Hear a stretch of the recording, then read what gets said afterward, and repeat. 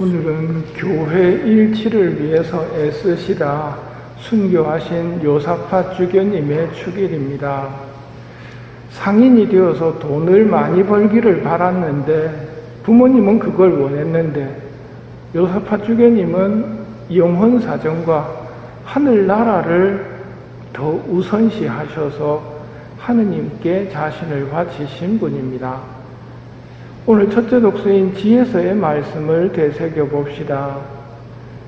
하느님에 대한 무지가 그 안에 들어찬 사람들은 본디 모두 아둔하여 눈에 보이는 좋은 것들을 보면서도 존재하시는 분을 보지 못하고 작품에 주의를 기울이면서도 그것을 만든 장인을 알아보지 못하였다. 하느님에 대해서 무지한 사람들은 보면서도 깨닫지를 못한다는 말입니다.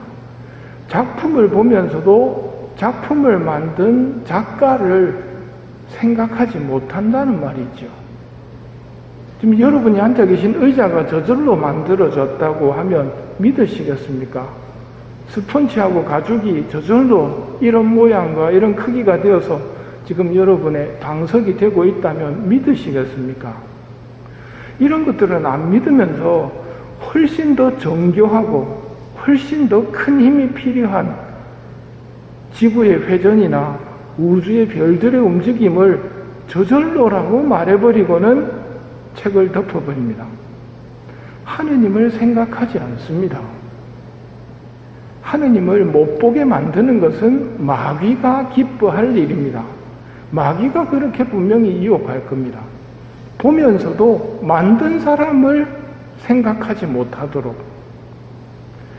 그래서 사람들은 그 부분에 대한 질문이 나오면 답을 하기 위해서 그거는 만유인력의 법칙 때문이야 하고 끝해버립니다.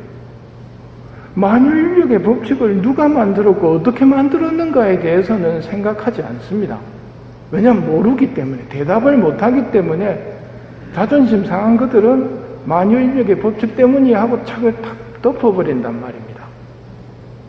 피조물들의 힘과 작용에 감탄하였다면 바로 그것들을 보면서 만드신 분께서 얼마나 힘이 세신지를 알아야 합니다. 피조물의 웅장함과 아름다움으로 미루어 보아서 그 창조자를 알 수 있습니다.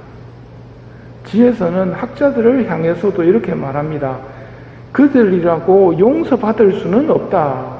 세상을 연구할 수 있을 만큼 많은 것을 아는 힘이 있으면서 그들은 어찌하여 그것들의 주님을 더 일찍 찾아내지 못하였는가?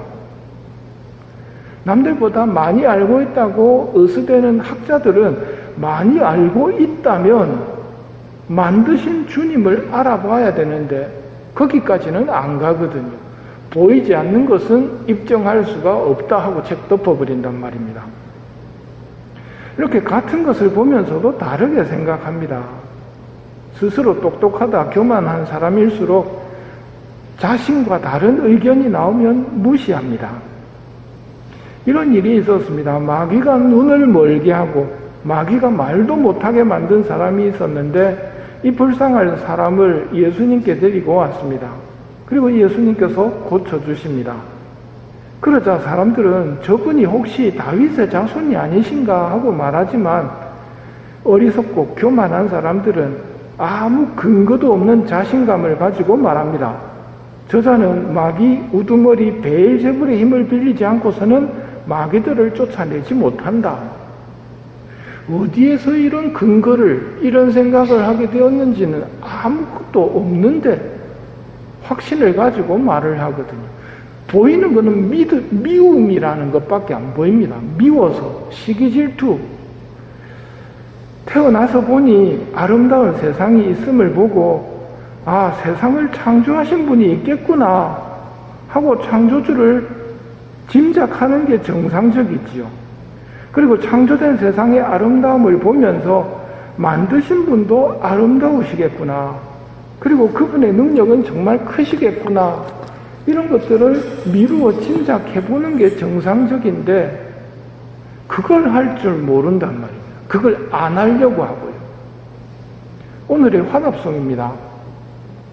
하늘은 하느님의 영광을 말하네.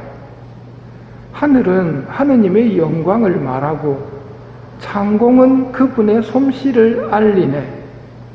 낮은 낮에게 말을 전하고 밤은 밤에게 앓음을 전하네. 말도 없고 이야기도 없으며 목소리조차 들리지 않지만 그 소리 온 누리에 퍼져나가고 그 말은 땅끝까지 번져나가네. 우리는 하느님께서 만드신 하늘을 보며 아무 말이 없어도 만드신 분의 솜씨의 영광을 돌릴 줄 아는 사람입니다. 그런 사람이 신앙인입니다. 신앙인의 눈에는 모든 존재하는 것이 하느님의 흔적이기 때문에 우리는 하느님 안에서 숨쉬고 움직이며 살아갑니다 하고 말하는 것입니다. 오늘 복음에서 예수님께서 말씀하십니다. 사람의 아들의 날에도 노아 때와 같은 일이 일어날 것이다. 노아가 방주에 들어가는 날까지 사람들은 먹고 마시고 장가들고 시집가고 하였는데 홍수가 닥쳐 그들은 모두 멸망시켰다. 또 롯 때와 같은 일이 일어날 것이다. 사람들은 먹고 마시고 사고 팔고 심고 짓고 하였는데 롯이 소돔을 떠난 그날에 하늘에서 불과 유황이 쏟아져 그들을 모두 멸망시켰다. 사람의 아들이 나타나는 날에도 그와 똑같을 것이다.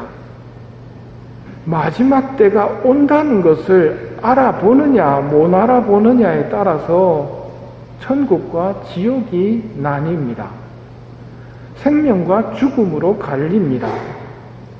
구원 준비를 하고 지냈느냐, 구원 준비를 안 하고 지냈느냐가 갈리기 때문입니다. 제 목숨을 보전하려고 애쓰는 사람은 목숨을 잃고 목숨을 잃는 사람은 목숨을 살릴 것이다. 잠시 지나가는 세상인 이곳에서 영원히 살 것처럼 재물을 땅에 쌓으며 사는 사람은 어리석은 사람입니다. 롯의 아내처럼 세상 것에 대한 미련이나 쓸데없는 호기심으로 뒤를 돌아보는 사람은 하느님 나라에 합당하지 않습니다. 제자들이 묻습니다. 주님, 어디에서 말입니까? 시체가 있는 곳에 독수리들도 모여든다. 낙엽이 뒹구는 아름다운 계절, 자연의 신비로운 변화를 봅니다. 하느님께서 낙엽을 통해 주시는 교훈을 새길 줄 알아야겠습니다. 지금 버리지 않으면 겨울에 죽기 때문에 나무는 지금 잎을 버리는 것입니다. 그 슬기로움이 아름다운 색깔로 나타나는지도 모르겠습니다. 세상에 대한 집착과 미련으로부터 자유로울 수 있도록 연옥 영혼들에게 기도를 부탁하고 우리는 연옥 영혼들을 위해 이 미사를 봉헌하도록 합시다.